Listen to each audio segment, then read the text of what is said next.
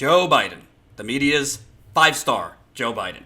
Well, he's definitely, even, he's either leading us all on or he's running for president.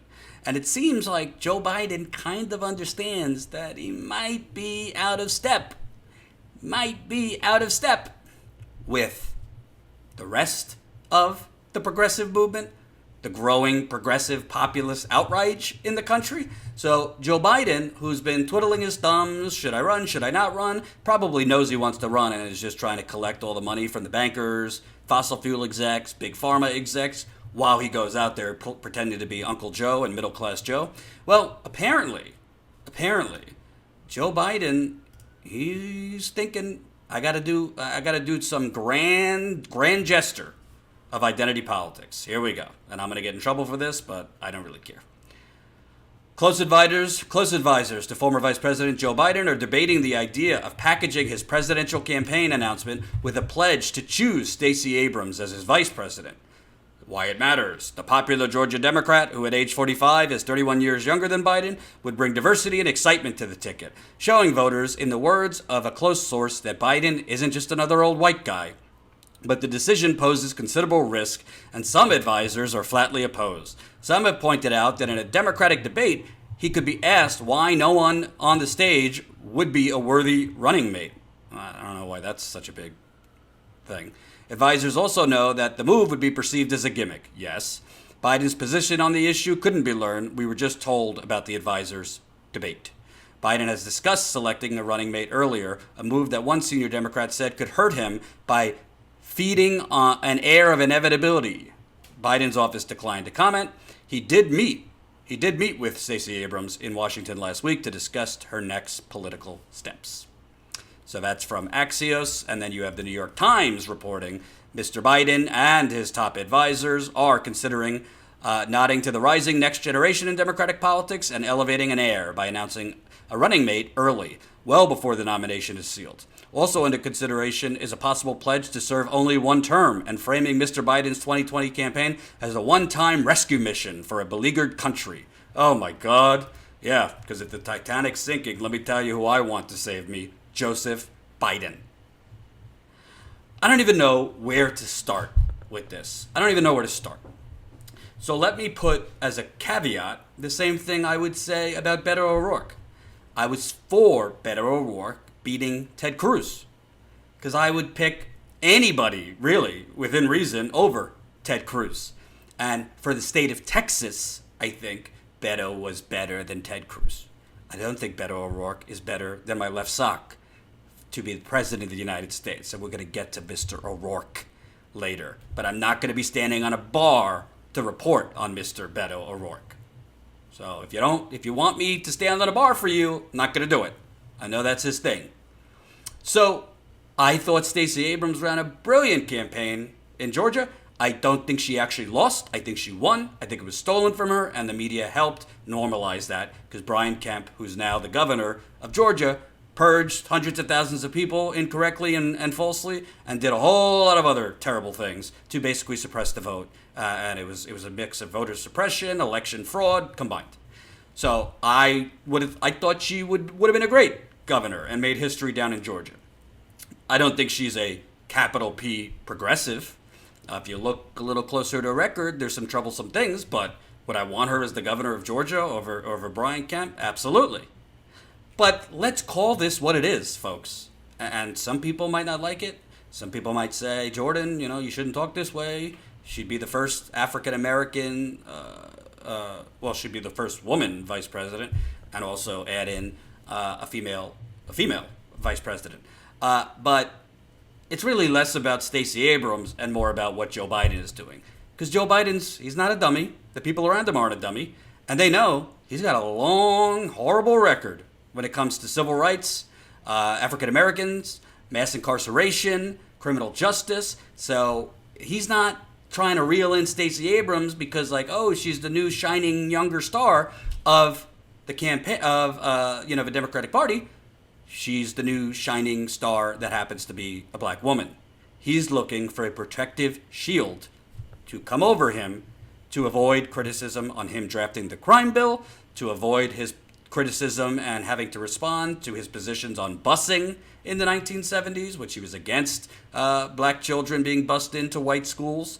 He is concerned about his record on the bankruptcy bill, which disproportionately helped lenders and hurt average people borrowing money, including black people. He is trying to avoid his supporting everything from welfare reform, which disproportionately harmed single mothers, a lot of them minority. He's trying to put a protective black shield around him. I mean, it might not be PC to say it, but that's what he's doing. That's why he wants, if he's going to pick a Stacey Abrams right out of the gate, that's what he's doing. And if I'm called racist for saying so, so be it. That's the truth, right? So that's what he's doing. So then there's the Stacey Abrams part of this. Because honestly, this would be the ultimate identity politics play. I mean, you can't really get more identity politics than what Joe Biden is doing. And when you have Joe Biden, with which the media would brand him, they would really feed into this. Oh, he's coming to save the day, and he is grooming the next, the younger generation, and possibly the first, not only female president, but it would be the first female black president. And I don't really strongly feel viscerally against Stacey Abrams. Like, she's not Hillary Clinton, politically, but she's not a capital P progressive either. I thought her response to the State of the Union was nice, and there was some nice themes, but it was kind of empty on specifics. I don't think she's for Medicare for all. Could be wrong. I don't know if she's for a Green New Deal. I don't know a lot of things. And, there are stories out there. I mean, just this one from The Intercept. Georgia Democratic governor candidate voted with GOP to make it harder to hold banks executives accountable. So this was from a year ago. The increasingly bitter Democratic primary for Georgia's closely watched gubernatorial election this year features two former state legislators, Stacey Abrams and Stacey Evans, each of whom has touted her bona fides as the most progressive, most democratic, and most viable candidate.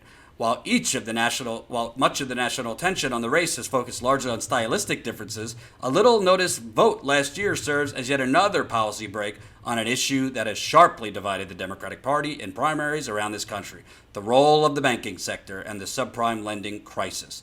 In a vote last year over a bill called HB 192, which changed the liability standard for bank executives, Abrams sided with Georgia Republicans and the banking lobby, while Evans led the opposition. Georgia has a particularly ugly history with predatory lending. The state was one of the hardest hit areas of the foreclosure crisis, with a record-breaking number of banks that failed in part because they targeted subprime contractors with deceptive promises and hidden fees. Some of the most abusive lending practices were pioneered in the metro Atlanta area, where banks targeted vulnerable longtime homeowners and lured them into refinance loans that ballooned in cost, prompting a crushing wave of foreclosures. Many of those targeted were elderly African Americans who were cash poor but owned prized homes in quickly gentrifying neighborhoods. So, I mean, this is just from The Intercept, but this is one example. If I look hard enough, I could probably find more moderate to right-wing things in Stacey Abrams' column. But with the media branding, I'm not against, it would be wonderful to have a black female vice president, I don't care. But I'm not going to treat Stacey Abrams differently as far as political analysis or reporting because she's black or a woman. I mean, that's, to me, not the standard that journalists should be going on. I'm a white guy saying this, so you could argue, well, that's easy for you to say, Jordan. Yeah, she might not be perfect, but we need to break these glass ceilings and have a woman vice president, especially a black woman vice president, even if she's not perfect. My problem wouldn't be her as vice president. My problem would be Joe Biden as president. And I think this is a not so subtle way, if this comes to fruition, of him trying to cloak himself over. And because, I mean, what better way to say, oh, I'm not racist. Oh, that mass incarceration thing, that was overblown. Oh, you want to talk to Stacey, my black female vice presidential candidate? I mean, you could say I'm wrong, but I don't think I'm wrong. It's not to say Stacey Abrams isn't qualified to be a vice presidential nominee, or she wouldn't make a decent vice president. Those are two different things. I think she is qualified. What I am saying is it's kind of obvious why Joe Biden is thinking this way and his advisors are thinking this way. I actually think it would be a politically disastrous thing for him to do, because I think it would look like basically like a ploy. I also think the one-term pledge, I got a bridge to sell you if you think Joe Biden, 3.5 years into his first term, doesn't have a sudden change of heart and say that, the job's not done, the country needs us, the Trumpism of the right, we can't risk them taking back the White House. So for the country, with your permission, Democratic establishment base, I am going to run for president again. There's no chance he would honor that pledge, unless his health wasn't good, because he is 70. He's a year younger than Bernie, so I believe he's 76. So I don't know, folks. I don't think this is. I don't think this is a great thing. I don't think this is a great thing. And Joe Biden and Stacey Abrams have things in common. I mean, I just showed you what Stacey Abrams did as far as voting with Republicans on to basically embolden predatory lenders. Joe Biden did that on a more national scale by pushing the bankruptcy bill. If you know the history, Elizabeth Warren, when she was a capital P progressive, I have no idea what's going on with her now. That's a whole different subject. Now she's moonwalking away from Medicare for all, which to me is it's not particularly shocking, considering she's been MIA on a lot of other progressive things, but it doesn't make any sense. Politically speaking, it doesn't make sense. She on the surface, she's not doing it for the donors because she says she's not going to take big dollar money. We'll be able to see if that's true, because the Federal Election Commission's quarterly reports will be out at the end of March, so we'll be able to see who the candidates are taking money from for the first 3 months of the year. But, Medicare for All is polling at 70% and is polling at 52% among Republicans, so I don't get, during her CNN town hall, I didn't see the whole thing because I was on the road covering Amazon's destruction of Seattle, but she started hemming and hawing like Kamala Harris. Well, I'm for 3, 5, 7 different versions, and we got to start on common ground. No, you got to start with one plan, and that's Medicare for All. That's the plan. These other plans do not get us to the promised land. These other plans are branding that makes it seem like we're doing what needs to be done while not totally burning down private insurance. And you need to burn down private insurance to make Medicare for All work. There could still be private insurance options like there are in Europe, but private insurance cannot be a predominant industry for a government system to thrive. And Elizabeth Warren should know that. Back to Biden, there's another component here that I think Biden is playing on. Biden knows that, the corporate media, CNN, the New York Times, whatever, they'll poke a little bit at his record. They're not going to poke a lot. They'll poke a little bit. But they will be much more hands-off if Stacey Abrams is his vice president, because Stacey Abrams is another corporate media, I wouldn't say creation, but darling. The corporate media basically helps the Democratic Party push their narratives. So if the Democratic Party's narrative is Stacey Abrams and is the future and this and that, I don't agree with that. I think she would be the future if she's for the right policies, right? I don't think she's the capital P progressive. But the Democratic Party has long been pushing, demographics is destiny, and it's really about we need our leaders to look like us, look like the country. I'm for that. But I don't give a shit what you look like. I don't care what your color is. I don't care what any of that stuff is, if underneath it all is a centrist to right-wing Democrat. Don't care. So I think Joe Biden and his advisors know not only among the electorate will he be shielded, but among the media he will be shielded if Stacey Abrams is his pick. So, listen, it's speculation right now. I think there's a better chance that he pledges right out of the gate one term and kind of brands himself as a rescue helicopter, to save the country from Trump. One term, this is an emergency. This isn't for 2 terms. This is one term Joe, Uncle Joe, middle class Joe. And maybe later on he would pick someone like Abrams. I think that's highly likely. So, see what happens. we'll follow up. I'm not going to do the horse race. When will he announce this and that? I think it's pretty clear he's running. And I think Joe Biden entering, honestly, is a good thing for Bernie Sanders. Because I think right now you see Joe Biden atop most of these polls. There's a reason for that. If you remember, Hillary Clinton, after the time she was Secretary of State, before she ran again, ran the second time, she had extremely high favorability ratings.